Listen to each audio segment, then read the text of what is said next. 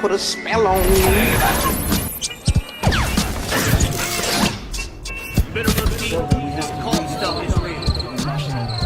Television is a drug. Television is a drug. What populism doesn't sound? They dance like. Elongated, harmful, or helpful. Akala, what speaks to you? Well, I think similar to yourself, Stanley, I haven't read enough of the Bible to really accurately comment. I've read much more Shakespeare, so it speaks to me much more because I know more of it. In terms of its kind of long-term translation and the way it speaks to humanity, I think it's also one thing we haven't spoken about, which is character. You think about Shakespeare, you think about the development of big characters, you think of Falstaff, you think of Macbeth, you think of Hamlet, and it's those personal kind of human dilemmas that I think will stand the test of time and continue to be reinterpreted. With the Bible, of course, there's all the baggage of politics and of violence and of the history of the way religions have interacted. Ethnic cleansing, genocide, Whereas, of torture, course, yeah. So that also makes people a bit more sensitive. Of course, people don't have that relationship with Shakespeare's works, though interestingly, part of Shakespeare's popularity, we cannot deny, is tied to the British Empire, events far beyond Shakespeare himself, and of course the continued hegemony of the American empire, or the American country, which keeps the English languages kind of the global lingua franca. If that changes, will it be the Tao Te Ching? Will it be the Ramayana in the 21st century? Will it be some Arabic work that returns to the fore? So Shakespeare is still linked to the violence of empire, though he himself has not been used in quite the same way as His the Bible. humanity transcends that, doesn't it? Of course. Yeah. But what I'm saying is if he wrote in Lithuanian, Yeah. but was exactly as good as he was, he wouldn't be the poet he is today. I mean, Shakespeare's works are translated into. Of course, no, but he didn't write in Lithuanian. But nevertheless, a lot of people. He wrote in humans. That's the Shakespeare thing. No, of course. Their own language. So did many other people in many other languages, but we cannot deny the relationship between the spread of the English language and the spread of English culture. It would be ridiculous to deny that. There are plenty of fantastic poets in every language, everywhere in the world, that are Shakespeare's 1,000 times more famous than. It's not because he's 1,000 times better than them, it's because culture and art and politics interact. There was a time when Arabic was the lingua franca of science and mathematics, and Arabic authors were more So what's so amazing about Shakespeare for you? No, all of those same things that are amazing about Ferdowsi, or amazing about the Tao Te Ching, or amazing about the Ramayana, or amazing about the... yeah, exactly, Tolstoy, or Chekhov, or Brecht.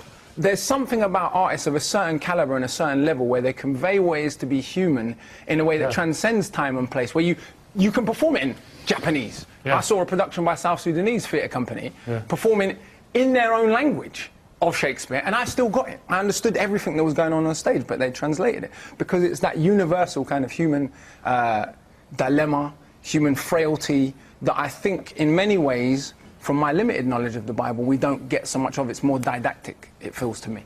It's not so much fun. Simply, Shakespeare discusses moral questions and is fascinated by moral questions, but he doesn't come out with moral answers, with the answers to them. He invites us to come to our own conclusions, does he? Yes, I think so, yes, yeah. Akala, I haven't heard from you for a while. Well, I was thinking, last time we heard from you, it was touched magnificent. there, well, you touched there a little bit on some of the issue here is, of course, the issue of censorship at the time and the attempt to ban many books that contradicted religious doctrine. So that impacts, no one's denying the Bible's place in English literature and world literature, or its influence particularly on Shakespeare. But I think we're kind of retrospectively colouring our interpretation of that influence. So you've got this censorship, you've got the banning of certain books which restricts people's access, but also people don't generally know Ovid or Plutarch as well as they know the Bible. So the way that people can quickly quote the passages to the Bible in Shakespeare, they can't quote the Ovid or the Plutarch or whatever else Shakespeare may have reading that we don't know that he was reading. So I think there's all of those different kind of factors at work. But I think with Shakespeare, I think it's I don't know, it's that he doesn't tell you what to do, and it is that it's a bit disgusting. You know, it's a bit hideous. And we see ourselves, and I think sometimes not just the best of ourselves. In the Bible, we're encouraged to try and, or by religion, we're encouraged to paint ourselves as being particularly moral.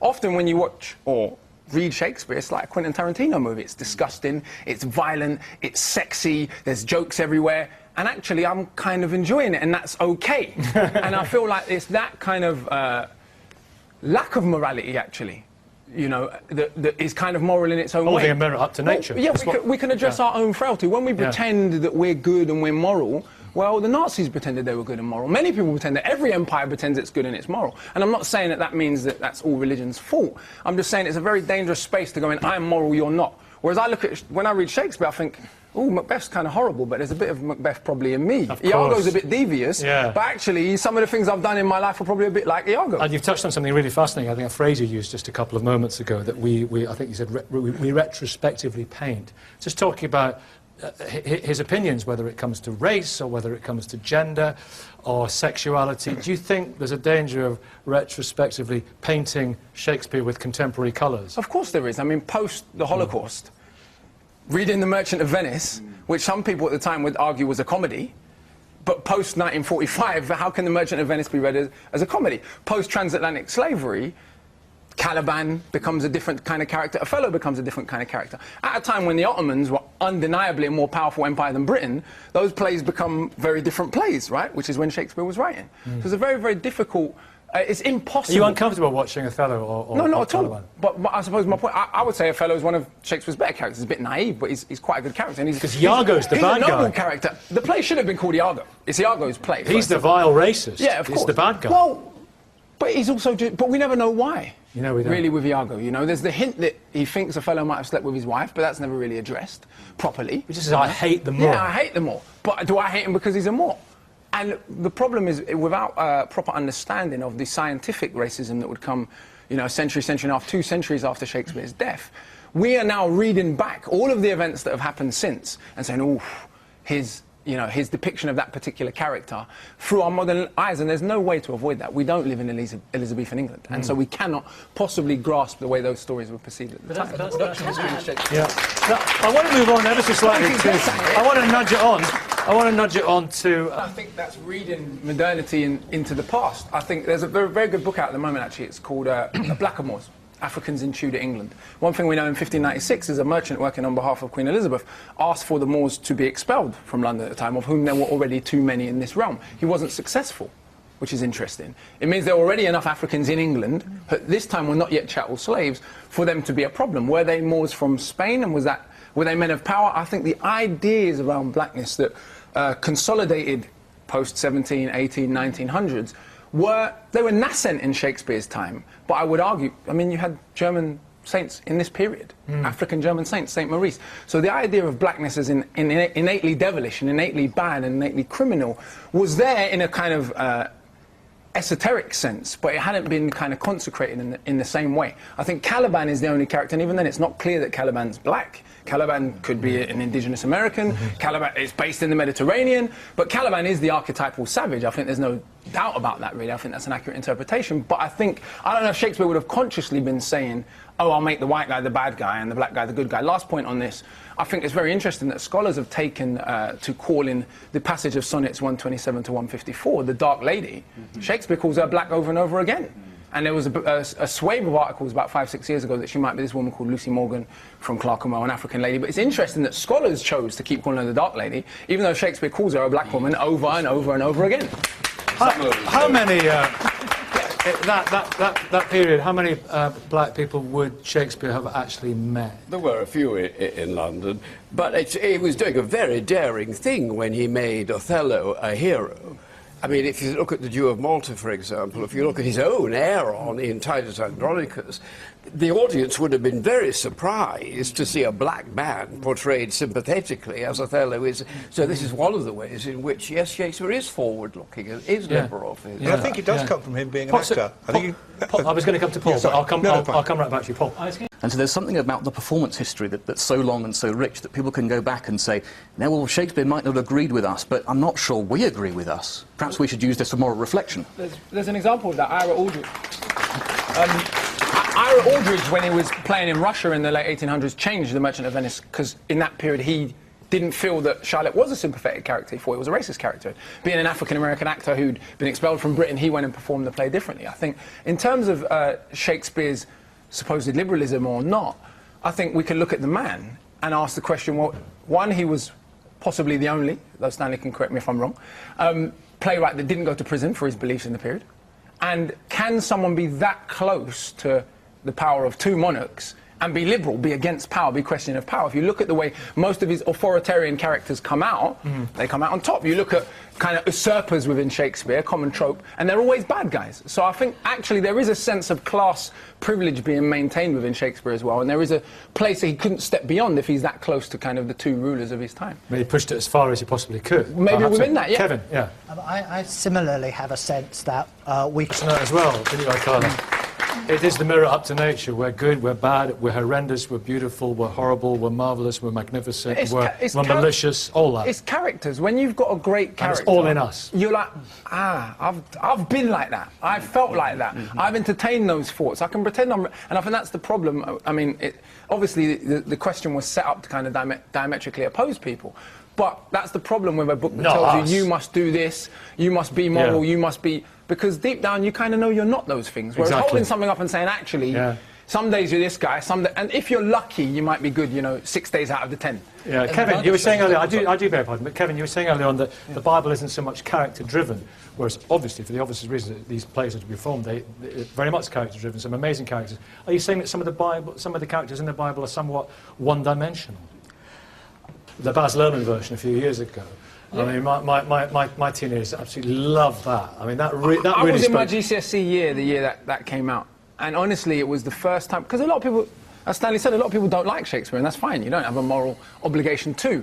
But that film came out, and it wasn't received as a film by a 400-year-old author. It was received as a great film, full stop. We watched it, and it was one time in class when Shakespeare came on, and it didn't feel like punishment. Everyone agreed this was just... It was a great film. I was lucky I grew up in a theatre, so I always... felt that sense of accessibility, which many of people in my class did not. But that film really changed everything. And the thing is, we didn't even question it. It was 1950s styling, in late 1990s LA, it seemed, with 14th century, 15th century Venetian kind of nod with Elizabethan language. And it was just like, all right, cool, you've done it well enough, so we'll accept it. And that's great storytelling. Alison, did you like that play, that version? Do you love these sort of...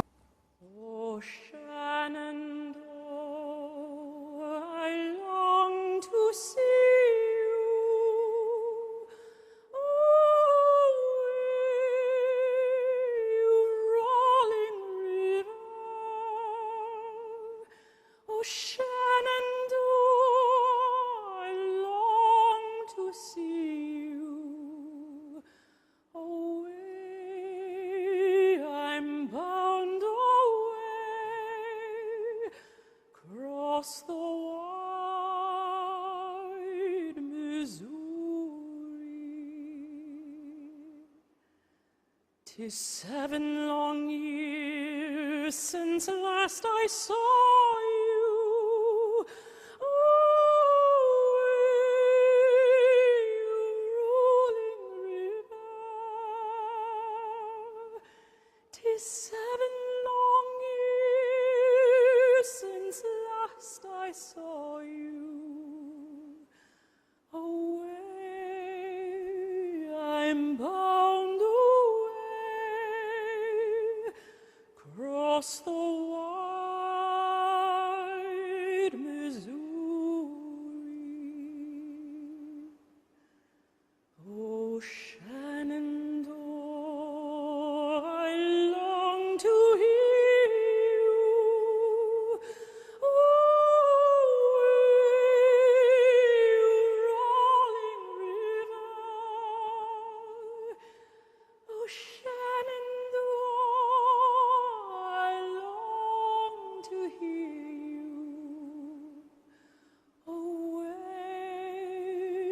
I'm bound away